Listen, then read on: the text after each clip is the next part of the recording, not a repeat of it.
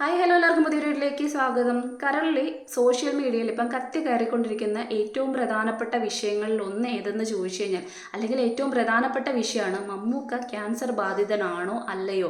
ഈ ഒരു സംഭവത്തിനെ കുറിച്ചാണ് ചർച്ചകൾ ചൂടേറിക്കൊണ്ടിരിക്കുന്നതെന്ന് പറയുന്നത്.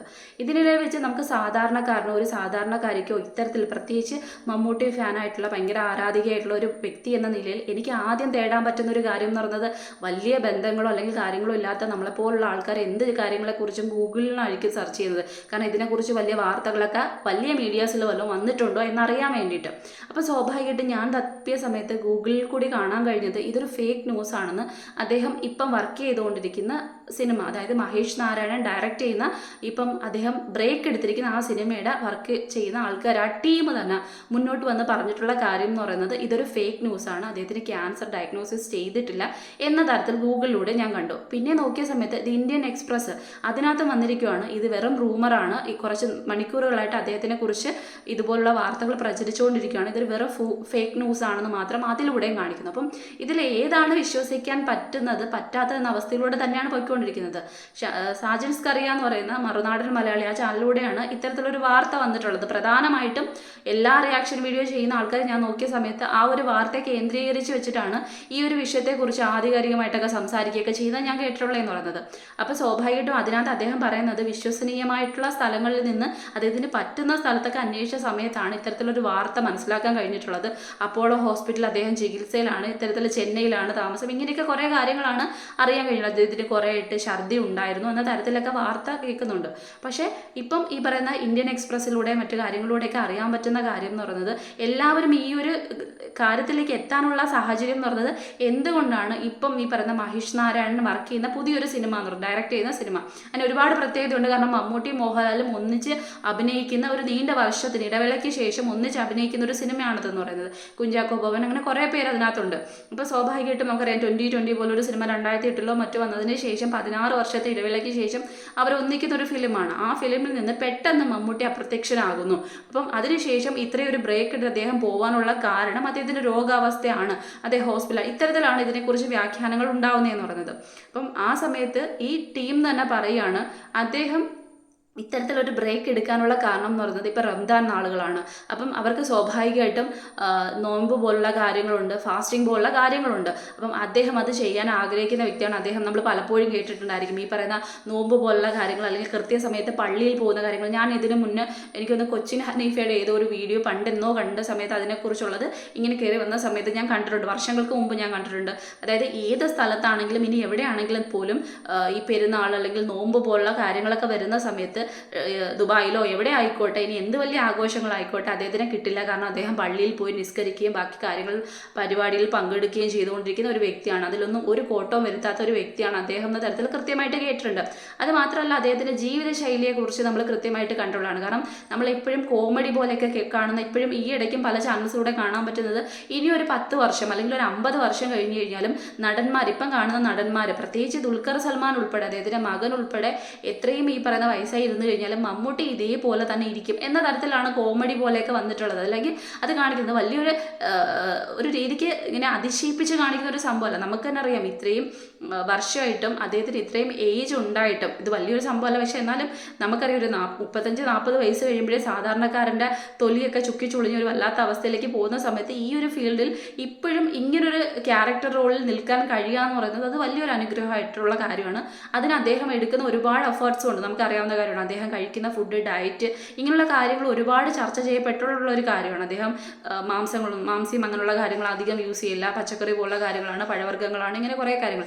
അതുകൊണ്ട് തന്നെ ഇതിനെക്കുറിച്ച് പലരും ചർച്ച ചെയ്യപ്പെടുന്ന സമയത്ത് അതുകൊണ്ട് തന്നെ അദ്ദേഹത്തിന് ഇത്തരത്തിലൊരു ക്യാൻസർ പോലുള്ള ഒരു അവസ്ഥ വരാൻ യാതൊരു തരത്തിലുള്ള ലക്ഷണങ്ങളും ഇല്ല, അല്ലെങ്കിൽ അവസ്ഥയും ഉണ്ടാകില്ല എന്ന തരത്തിലേക്കും ചർച്ച ചെയ്യപ്പെടുന്നത് കേട്ടു. പക്ഷേ നമുക്കൊക്കെ അറിയാവുന്ന കാര്യമാണ് മമ്മൂട്ടി ഒരു സിനിമാ നടൻ എന്നുള്ളത് നമുക്കിടയിൽ മാത്രമാണ്. അല്ലാതെ നോക്കുമ്പം ആപേക്ഷികമായിട്ട് അദ്ദേഹം ഈ പറയുന്ന കണക്ക് ആത്യന്തികമായിട്ട് നോക്കിക്കഴിഞ്ഞാൽ അദ്ദേഹം ഒരു മനുഷ്യനാണ്, ഒരു വെറും മനുഷ്യൻ, നമ്മളെല്ലാവരെയും പോലെ ഒരു മനുഷ്യനാണ്. അപ്പം പലപ്പോഴും നമ്മൾ ഹോസ്പിറ്റലിൽ കുറേ കാലം ഒന്ന് താമസിക്കാൻ മറ്റും ചെയ്യുന്ന സമയത്ത് നമുക്ക് പല പേഷ്യൻസിനെയും കാണാൻ പറ്റും. ആ സമയത്ത് നമ്മൾ കേൾക്കുന്ന പലതരത്തിലുള്ള കാര്യങ്ങളുണ്ട്. അതായത് എപ്പോഴും ഹെൽത്ത് ഭയങ്കര കെയർ ആയിട്ട് ചെയ്യുന്ന, ഈ പറയുന്ന ജിമ്മിലൊക്കെ പോയി എക്സസൈസൊക്കെ നന്നായിട്ട് ചെയ്യുന്ന ആൾക്കാർക്ക് പോലും ഈ പറയുന്ന ഹാർട്ട് അറ്റാക്ക് വന്നിട്ട് മരിക്കുന്നതായിട്ടുള്ള വാർത്തകൾ നമ്മൾ കേൾക്കുന്നുണ്ട്. ഇനി നമുക്കറിയാം സിഗരറ്റ് ഒരിക്കൽ പോലും വലിക്കാത്ത ആൾക്കാർക്ക് ക്യാൻസർ വരുന്നതായിട്ടുള്ള വാർത്തകൾ നമ്മൾ കേൾക്കുന്ന സമയത്താണ്, ഇതിനെക്കുറിച്ച് കൂടുതൽ അന്വേഷിക്കുന്ന സമയത്ത് നമ്മൾ കേൾക്കുകയാണ് സിഗരറ്റ് അദ്ദേഹം വലിച്ചിട്ടില്ലെങ്കിലും മറ്റുള്ളവർ സിഗരറ്റ് വലിക്കുന്ന സമയത്ത് അദ്ദേഹം അതിൻ്റെ അടുത്ത് പോയി ഇരുന്നിട്ടുണ്ട്. അപ്പം നമ്മൾ കേൾക്കിട്ടുണ്ട് ഈ നിക്കോട്ടിൻ പോലുള്ള കാര്യങ്ങൾ അതിനകത്ത് അടങ്ങിയിട്ടുണ്ട്. പക്ഷേ ഈ പറയുന്ന അത് വലിക്കുന്ന ആളിന് ക്യാൻസർ വരുന്ന സമയത്ത് ഉണ്ടാകുന്നതിനേക്കാളും വലിയ തരത്തിലുള്ള ഗുരുതരമായിട്ടുള്ള പ്രശ്നമാണ് അത് ശ്വസിക്കുന്ന, തൊട്ടടുത്തിരുന്ന് ശ്വസിക്കുന്ന വ്യക്തിക്ക്. ഇങ്ങനെ നമുക്ക് സയൻസിനെ കൂടുതലായിട്ട് അടുത്തറിയാൻ പറ്റുന്ന സമയത്ത് മനസ്സിലാക്കാൻ പറ്റുന്ന കുറേയധികം കാര്യങ്ങളാണ്. ഇനി നമുക്കറിയാൻ പറ്റുന്നതാണ് ലിവർ സിറോസിസ് പോലുള്ള അസുഖങ്ങൾ വരണമെങ്കിൽ മദ്യപിക്കണമെന്ന് യാതൊരു കാര്യമില്ല. കുറച്ച് വർഷങ്ങൾക്ക് മുമ്പ് ഞാൻ പഠിച്ചുകൊണ്ടിരിക്കുന്ന ഒരു സ്ഥാപനത്തിൽ അവിടെ മുന്നിൽ വർക്ക് ചെയ്തിട്ടുള്ള ഒരു അധ്യാപകൻ മരിച്ചതായിട്ടുള്ളൊരു വിവരം മറ്റൊരു സാറ് പറയുകയാണ്. അപ്പോൾ സാറ് പറഞ്ഞത്, ഇത് പ്രത്യേകിച്ച് ബയോളജിയാണ് സാർ പഠിപ്പിക്കുന്നത്. അപ്പോൾ അതുകൊണ്ട് സാർ അത് പറയുകയാണ്. സാറിൻ്റെ പേര് ഹരി എന്ന് പറഞ്ഞു, മരിച്ച സാറിൻ്റെ പേര്. അപ്പം അദ്ദേഹത്തിന് ഈ പറയുന്ന രോഗാവസ്ഥ എന്തെന്ന് പോയി അന്വേഷിക്കുന്ന സമയത്ത് ലാസ്റ്റ് സ്റ്റേജിലാണ് അറിയുന്നത് അദ്ദേഹത്തിന് ഈ പറയുന്ന കണക്ക് ലിവർ സിറോസിസ് ഏറ്റവും കഠിനമായിട്ടുള്ള അവസ്ഥയിൽ അതായത് മൊത്തം പോയി എന്ന അവസ്ഥയിലേക്കാണ്. അപ്പം അദ്ദേഹത്തിൻ്റെ ഭാര്യയോട് ഡോക്ടർ ചോദിക്കുകയാണ്, വെള്ളം അടിക്കാറുണ്ടോ? അങ്ങനെ യാതൊരു ദുശീലവും അദ്ദേഹത്തിനില്ല, യാതൊരു തരത്തിലുള്ള ദുശീലങ്ങളും അത് ശീലിച്ചിട്ടില്ല അദ്ദേഹം. ഇനി നമുക്കറിയാവുന്ന കാര്യമാണ്, ഇതുപോലുള്ള സിറ്റുവേഷൻസ് വരുന്ന സമയത്ത് ലഹരി പദാർത്ഥങ്ങൾ അല്ലെങ്കിൽ ആ വസ്തുക്കൾ കൂടുതലായിട്ട് കലരുന്ന വെള്ളം, നമുക്കറിയാം ശീതളപാനീയങ്ങൾ കൂടുതലായിട്ട് യൂസ് ചെയ്ത് കഴിഞ്ഞാൽ ലിവറിന് പ്രശ്നം ഉണ്ടാകാനുള്ള ചാൻസ് ഉണ്ട്.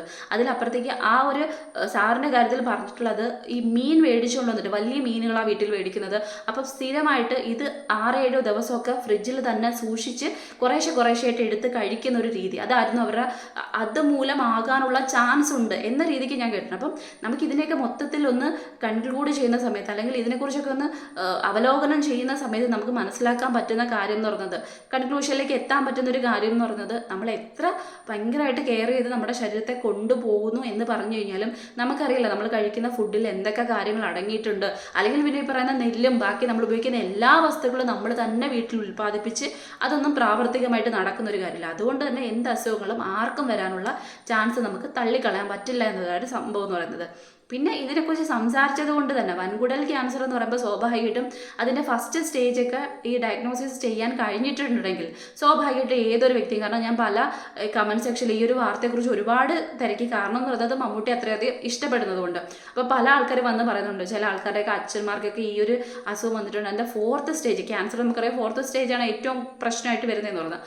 അതിൽ വൻകുടൽ ക്യാൻസർ അത്രയധികം മറ്റ് സ്റ്റേജ് ഓഫ് ക്യാൻസറിനെ വെച്ച് നോക്കുന്ന സമയത്ത് അത്രയും അങ്ങോട്ട് പേടിക്കേണ്ട കാര്യമില്ലാത്ത രീതിക്കാണ് എല്ലാവരും പറയുന്നത്. അതിനെ നമുക്ക് ട്രീറ്റ് ചെയ്ത് മാറ്റാൻ പറ്റുന്നൊരു കാര്യമാണ്. അപ്പോൾ ഫസ്റ്റ് സ്റ്റേജിൽ തന്നെ തിരിച്ചറിയപ്പെട്ട് കഴിഞ്ഞാൽ പെട്ടെന്ന് തന്നെ അത് റിക്കവറായി വരുന്നൊരു കാര്യമുണ്ട്. കീമോ അടക്കമുള്ള കാര്യങ്ങൾ ചെയ്ത് കഴിഞ്ഞാൽ എന്നുള്ള രീതിക്കാണ് അറിയപ്പെടാൻ കഴിഞ്ഞുള്ളത്. പിന്നെ വൻകുടൽ ക്യാൻസറിൻ്റെ പ്രത്യേകത എന്ന് പറയുന്നത് പെട്ടെന്ന് അത് വ്യാപിക്കില്ല എന്നൊരു സംഭവമാണ്. മറ്റ് ക്യാൻസറൊക്കെ ആണെങ്കിൽ പെട്ടെന്ന് കോശങ്ങളിലേക്കും കലകളിലേക്കും വ്യാപിച്ച് ശരീരം മൊത്തത്തിലാകാനുള്ള ഒരു ചാൻസ് കൂടുതലാണ്. അതിനെ അപേക്ഷിച്ച് നോക്കുന്ന സമയത്ത് ഇത് വളരെ പെട്ടെന്ന് ഉണ്ടാവാനുള്ള ചാൻസ് കുറവാണ്. അപ്പം അതുകൊണ്ട് തന്നെ ഇതിൽ നിന്ന് റിക്കവർ മേ ബി അങ്ങനെ ഉണ്ടെങ്കിൽ പോലും റിക്കവർ ആവാനുള്ള ചാൻസ് 100% ഉറപ്പായിട്ടുള്ളൊരു കാര്യമാണ്.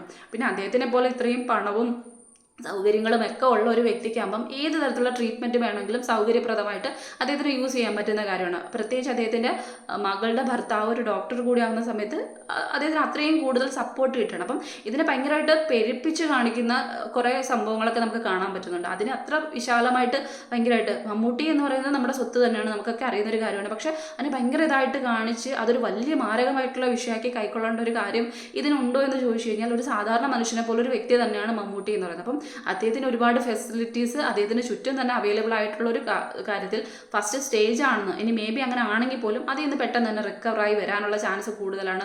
അതിലപ്പുറത്തേക്ക് അദ്ദേഹത്തിനെ കുറിച്ച് നമ്മൾ കേട്ടറിഞ്ഞിട്ടുള്ള ഒരുപാട് വാർത്തകളുണ്ട്. ഒരുപാട് പേർക്ക് ക്യാൻസർ പേഷ്യൻസിന് തന്നെ ഒരുപാട് സഹായം ചെയ്യുന്ന ഒരു വ്യക്തിയാണ്. വെളിയിൽ അറിഞ്ഞും അറിയാതെയൊക്കെ ചെയ്യുന്ന ഒരു വ്യക്തിയാണ്. ഒരുപാട് പേർക്ക് സഹായം ചെയ്യുന്ന ഒരു വ്യക്തിയാണ്. അപ്പം അങ്ങനെയുള്ള വ്യക്തികളെ അധികം ഒന്നും, പ്രത്യേകിച്ച് ഇങ്ങനൊരു ഫാസ്റ്റിംഗ്, ഇങ്ങനൊരു റംദാൻ മാസം അവരൊരുപാട്, നമുക്ക് ഓരോ വിശ്വാസങ്ങളുണ്ടല്ലോ, ഓരോ സമുദായത്തിൽ പിറന്ന ആൾക്കാർക്ക് ഓരോ വിശ്വാസങ്ങളുണ്ടായിരിക്കും. അത് വെച്ച് നോക്കുന്ന സമയത്ത് അത്രയൊക്കെ കഠിനമായിട്ട് അങ്ങനെ കാര്യങ്ങളൊക്കെ കൃത്യമായിട്ട് നോക്കുന്ന ഒരു വ്യക്തിയെ സംബന്ധിച്ച് അവരുടെ കൂടെ ദൈവം ഉണ്ടാവും എന്നുള്ളത് മറ്റൊരു കാര്യമാണ്. നമുക്ക് വിശ്വസിക്കാൻ പറ്റുന്നൊരു കാര്യം, അത്രയും ഇഷ്ടപ്പെടുന്നതുകൊണ്ട്. അപ്പം അതുകൊണ്ട് തന്നെ ഈ പറഞ്ഞ കണക്ക് ഗൂഗിൾ പറഞ്ഞതുപോലെ ദ ഇന്ത്യൻ എക്സ്പ്രസ്സിലൂടെ കണ്ടിട്ടുള്ള ഒരു ആർട്ടിക്കിൾ പോലെ അല്ലെങ്കിൽ ഒരു ന്യൂസ് പോലെയൊക്കെ നോക്കുന്ന സമയത്ത് ഇതൊരു ഫേക്ക് ന്യൂസ് ആവണേ എന്ന് തന്നെയാണ് 100% ആഗ്രഹിക്കുന്നത്. ഇനി അതല്ല മറിച്ച് അദ്ദേഹത്തിന് അങ്ങനെ ഒരു സംഭവം ആണെങ്കിൽ പോലും അദ്ദേഹത്തിന് എത്രയും പെട്ടെന്ന് ഇതിൽ നിന്ന് മാറി വരാനുള്ള ഒരു ദീർഘായുസ് അദ്ദേഹത്തിന് ഉണ്ടാവും എന്നുള്ളത് 100% ഉറപ്പായിട്ടുള്ളൊരു കാര്യം. അതിനുവേണ്ടി പ്രാർത്ഥിക്കാം എന്നൊരു സംഭവമാണ്. അതിനകത്ത് അപ്പുറത്തേക്ക് മറ്റു തരത്തിലേക്ക് കെട്ടിച്ചമച്ച് ഭയങ്കരമായിട്ടുള്ള രീതിക്ക് ഇതിനെ കൊണ്ടുപോകാതിരിക്കുന്നതാണ് ഏറ്റവും നല്ലതെന്ന് പറയുന്നത്.